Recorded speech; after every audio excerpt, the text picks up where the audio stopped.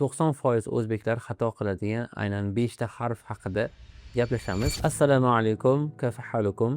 Bugun sizlar bilan 90% o'zbeklar xato qiladigan aynan 5 ta harf haqida gaplashamiz. Agar siz arab tilini o'rganayotgan bo'lsangiz, harflaringiz to'g'ri talaffuz qilishda muammo bo'layotgan bo'lsa va xuddiki arablarga o'xshab chiroyli, ravon talaffuz qilishni xohlasangiz, albatta bu videoni oxirigacha ko'ring. Xudo xohlasa albatta sizga foydali bo'ladigan umiddamiz. Birinchisi 5-o'rinda ha va ha harfini talaffuzini o'rnini almashtirib qo'yishlik. Ko'pchilik bu ikkalasini bir xil x qilib talaffuz qilishadi. Oddiy x, masalan, ha harfi bu halqumning eng tubidan chiqadi, ha harfi esa halqumning o'rtasidan. Masalan, hilal, hilal yoki halal, halal kabi. Agar halaldagi h ni oddiy h qilib yuborsangiz, arab qulog'iga juda g'alati eshitiladi. Qanday chaqiriladi desa, ha harfini aytganda xuddi oynaga nafas olayotgandek qilib talaffuz qilishingiz to'g'ri bo'ladi. Keyin unga harakat qo'shing. Ha, hi, hu va oxirida sukunli holatini talaffuz qiling. Ah, ih, va albatta bu harfni talaffuz qilayotganimizda og'iz katta ochilishiga e'tibor berishni unutmang. Chunki ha harfi qachonki og'iz katta ochilsa, juda ham ravon, zo'r talaffuz qilinadi. Endi u ha harfiga oid so'zlar bor, o'shalar bilan mashq qilamiz.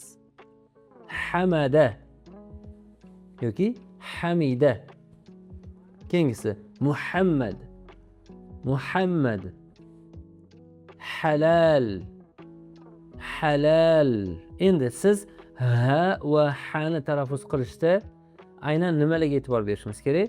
Ha ni talaffuz qilayotganimizda ko'kragimizga yaqin joyda, aynan shu yerda vibratsiya bo'ladi. Ha desa bunday holat kuzatilmaydi.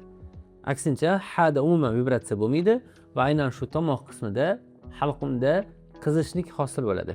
Qizishlik nimani evaziga hosil bo'ladi desangiz, aynan deganimizda halqum devorlari mana shu o'zini holati bo'lsa, deganimizda shu torayadi. Va natijada bitta joydan chiqishi kerak bo'lgan havo qisqaroq, torroq joydan chiqayotgan havo halqum devorlariga ishg'alanadi va aynan shu yerda, ya'ni deganimizda tomoqda qizishlik hosil bo'ladi. Keyingi 4-o'rindagi xato nimada desa, xo va ha harfi. Bu ikkalasi ham ko'p adashtiriladigan harf hisoblanadi. Ha esa xuddi o'zbek tilidagi h ga, xo o'zbek tilidagi qattiq h ga to'g'ri keladi. Masalan, Xolid, Xolid, Hamid, Hamid. Ko'pchilik o'zbek tilidagi diktantlarni yozayotganda yumshoq h va qattiq h ni adashtirib yuborishadi va xuddiki arab tilida ham shunaqa deb o'ylashadi. Lekin talaffuzda o'zingiz eshitib tursizki, masalan, Ahmad, Ahmad yoki axlaqo, axlaqo. Xo bilan ha xuddiki yer bilan osmonchalik farqi bor. O'zbek tilida yumshoq h va qattiq h ga o'xshagan bir-biriga talaffuz jihatdan yaqin emas, balki umuman uzoq harflar. Va endi boya sal yuqorida aytdik, ha harfini talaffuz qilayotganimizda biz og'zimizni katta ochishimiz kerak. Xuddiki Ahmad. Qarang, og'zimga qarang. Ahmad. Siz ham xuddi shunaqa oynaga qarab, oynaga olib, Ahmad, Muhammad, Ahmad deb og'zingizni katta oching. Endi xo harfida nima bo'ladi desa, xo harfida buni aksi kuzatiladi. Qanaqa bo'ladi desa, mana qarang. Roja yoki axlaqo, ko'rasizmi? Bunda nisbiy yig'ilish bor.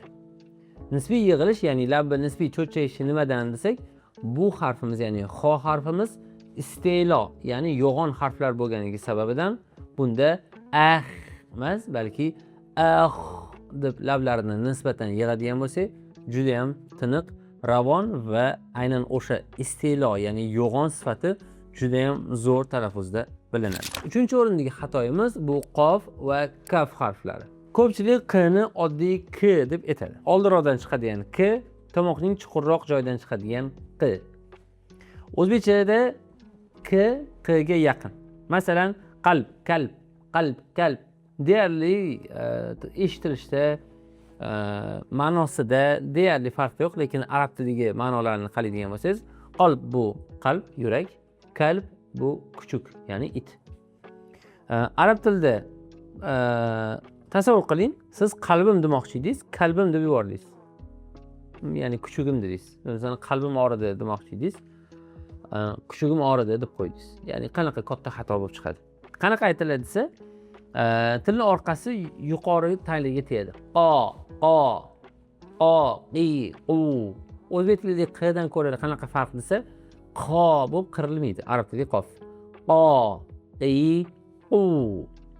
Endi arab tilidagi kaf qanaqa aytiladi desa, arab tilidagi kafdan ruslar k harfini olishgan. Masalan, kniga, kapusta kabi. Ga, qi, ku. O'zbek tilidagi kni eshitib talaffuz qiladigan bo'lsangiz, masalan, kataba, yaktubu deydigan bo'lsangiz, bu xato hisoblanadi. Qanaqa aytish to'g'ri desangiz, kataba, yaktubu deb aytishlik aynan k harfini k qilib, k emas, balki k, ya'ni orqaroqdan talaffuz qilishlik aynan to'g'ri hisoblanadi. Ikkinchi o'rindagi eng ko'p deyarli barcha o'zbek uchun qiyin bo'lgan harf bu ayn tovushi. Endi o'zbek tilida bu harf umuman unga o'xshagan harf ham yo'q. Ko'pchilik uni umuman ayta olmaydi yoki oddiy a qilib yuboradi. Masalan, Umar, ilmu yoki abdu kabi. Endi eng oson uslub qanaqa desangiz, avval a deb talaffuz qilasiz. Siz ham men bilan birga talaffuz qilishingiz mumkin. Keyin mana bu tomog'i o'zingiz ongli ravishda sekin siqasiz. Shunda ayn harfiga o'xshagan tovush chiqadi. To'g'ri, birinchisida, ikkinchisida o'xshamasligi mumkin. Sekin-sekinlik bilan bu harfni chiqarib olsak bo'ladi. Qarang.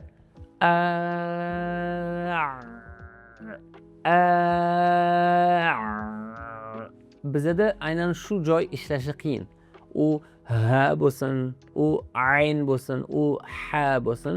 Nimaga halqum harflarini yaxshi chiqara olmaymiz desak, javob oddiy. Chunki o'zbek tilida umuman halqum bo'yicha biz aynan talaffuzda ishlatmaymiz. Halqum bizda faqatgina shu yeb-ichganlarimizni oshqozonga o'tkazib berish vazifasini bajaradi xolos. Umuman maxraj, ya'ni harflarni talaffuz qiladigan joy sifatida qaralmaydi. Birinchi o'rinda sin, sod va fa harflari. Bu ham katta muammo. Ko'pchilik buni oddiy s deb aytadi.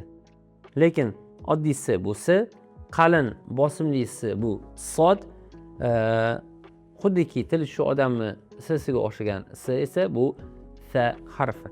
Masalan, salam, solah, salasa kabi.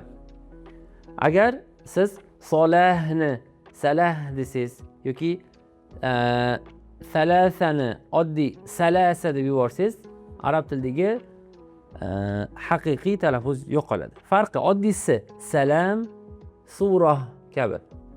Sod esa og'izni biroz qattiqroq qo'yasiz, qalinroq aytasiz, ozgina mana mamlaklaringizda tonus bo'ladi, ya'ni siqilishli bo'ladi.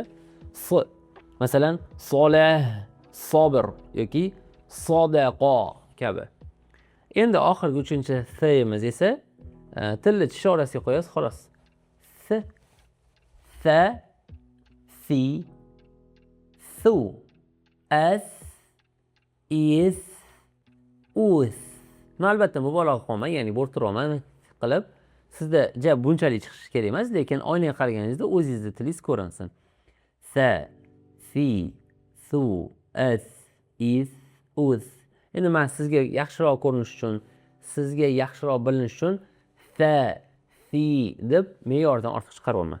Siz bunaqa talaffuz qilishingiz shart emas. Agar siz ushbu 5 ta harfni to'g'ri talaffuz qilishni o'rganib olsangiz, arab tilingiz bir necha baravar chiroylilashadi, ravonlashadi va arab tilidagi mana bu yuqoridagi so'zlarni aytadigan bo'lsangiz, arablar ham ancha chalkashmay sizni gapingizni ma'nosini yoki aytaylik talaffuz qilayotgan so'zingizni ma'nosini tushunishligisi osonroq bo'ladi.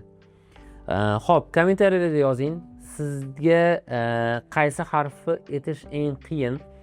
Agar xohlasangiz keyingi videoda eng ko'p qilinadigan xato harflarni mana shu yuqorida sanab o'tilgan 5 ta xatoni birma-bir yoyib chiqamiz. Aynan qaysi xato sizda ko'p kuzatilayotgan bo'lsa, masalan u ha bo'lishi mumkin, ha bo'lishi mumkin, ayn bo'lishi mumkin, balki umuman biz bugun sanab o'tmagan harflarimizni ichida masalan to harfi bo'lishi mumkin. Ko'pchilikda to bo'lib mana bu lo'njishib qolishi yoki bo'lib aynan dod harfidagi talaffuzlarni aytishda xatolarim ko'p, o'zimni ko'nglim to'lmaydi deb aynan kommentariyalarda yozib keting. Xudo xolasa biz bu kommentariyalarni o'qiymiz va albatta sizni muammoyingizga yarasha, sizni muammoyingizni hal qiladigan videolar tayyorlashga harakat qilamiz. Agar siz ham arab harflarini to'g'ri, ravon talaffuz qilishni istasangiz, arab tilidan xalqaro sertifikatlarni qo'lga kiritishni istasangiz, aynan pastdagi raqamlarga telefon qiladigan bo'lsanglar, administratorlarimiz sizga to'liq ma'lumot berishadi va Arab akademiyasiga kelib, aynan o'zimdan ta'lim olish imkoniyatiga ega bo'lishingiz mumkin.